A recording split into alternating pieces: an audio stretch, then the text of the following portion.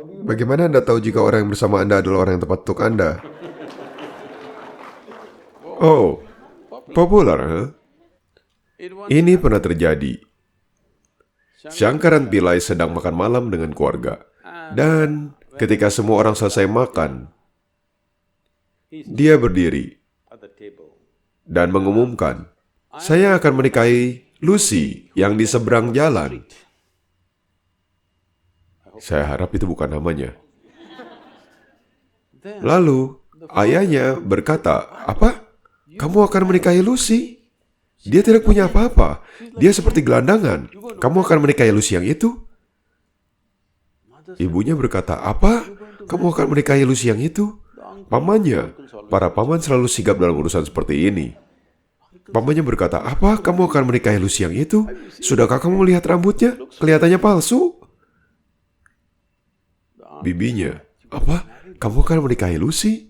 Dia selalu tampil menor. Kamu akan menikahi wanita menor itu?" Anak laki-laki kecil, keponakannya, tidak mau ketinggalan. Dia berkata, "Kamu akan menikahi Lucy, dia bahkan tidak tahu kriket. Bagaimana kamu bisa menikahinya?"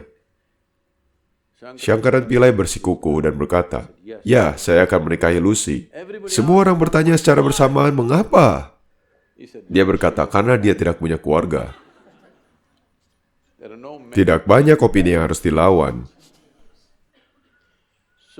Jadi, siapa orang yang tepat? Saya tidak ingin mengambil semua romansa dari hidupmu. Namun, biarkan saya memberitahumu ini. Tidak ada orang yang tepat di planet ini.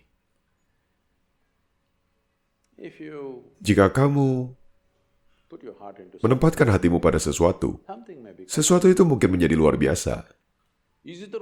Apakah ini hal yang tepat? Tidak ada hal yang tepat. Tak ada seorang pun yang pernah menemukan orang yang tepat. Oke? Jika kamu berpikir yang tidak realistis, saya telah menemukan orang yang tepat. Oh, kamu akan segera kecewa. Kamu harus paham, tidak ada orang yang tepat. Hal pertama yang dilihat adalah, apakah saya orang yang tepat? Ya, apakah saya orang yang tepat? Dan tidak ada orang yang tepat di planet ini. Jika kamu paham, kamu memiliki omong kosongmu sendiri, mereka memiliki omong kosong mereka. Kita bisa menyesuaikan omong kosong dengan omong kosong. Dan terus berjalan. Kita harus paham hubungan itu dibentuk untuk berbagai kebutuhan. Ada kebutuhan fisik, ada kebutuhan psikologis, ada kebutuhan emosional, mungkin ada kebutuhan sosial, mungkin ada kebutuhan finansial, berbagai macam kebutuhan. Jadi ketika kamu datang kepada seseorang dengan begitu banyak kebutuhan, kamu datang sebagai pengemis, dan pengemis tidak bisa memilih. Halo? Pengemis makan apa yang ada di depannya, bukan? Dia tidak bisa memilih. Jadi, jika kamu sungguh ingin membuat pilihan di dunia ini, hal pertama dan yang terutama adalah kamu menjadikan dirimu sedemikian rupa sehingga pengalamanmu akan kehidupan terasa menyenangkan dari dirimu sendiri. Kamu hebat.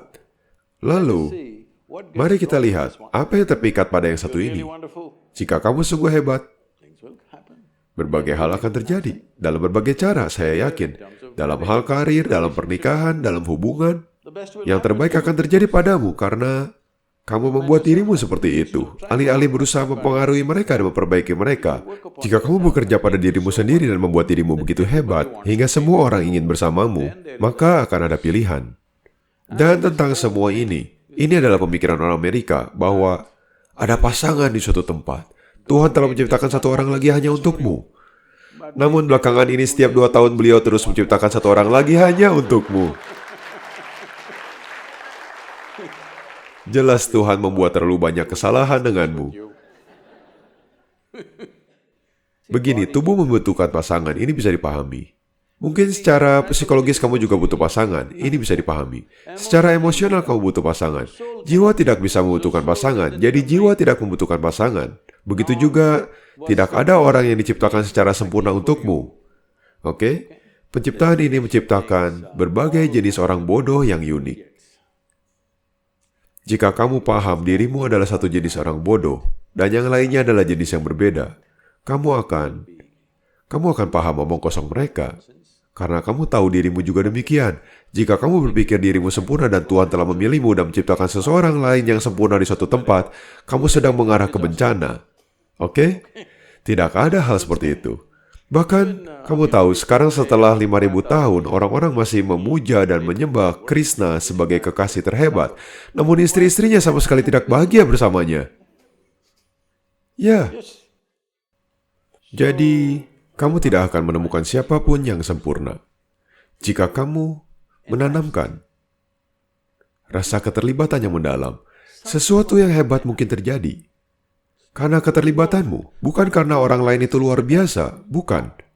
Bahkan jika kamu milih orang bodoh, sebenarnya lebih mudah begitu. Jika mereka tidak bodoh, mengapa mereka mau datang padamu? Tidak. Saya hanya sedang bercanda. Jadi, bahkan jika kamu milih orang bodoh tidak masalah.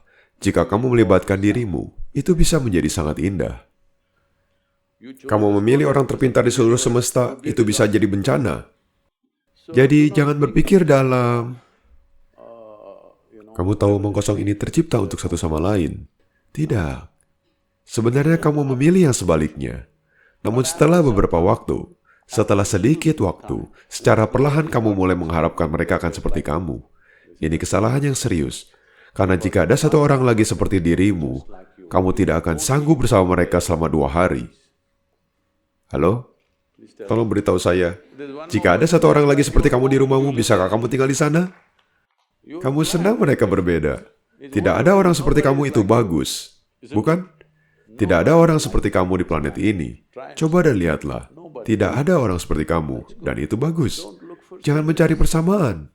Itu tidak perlu. Perbedaanlah yang membuat. Karena perbedaanlah kamu saling melengkapi, bukan karena persamaan.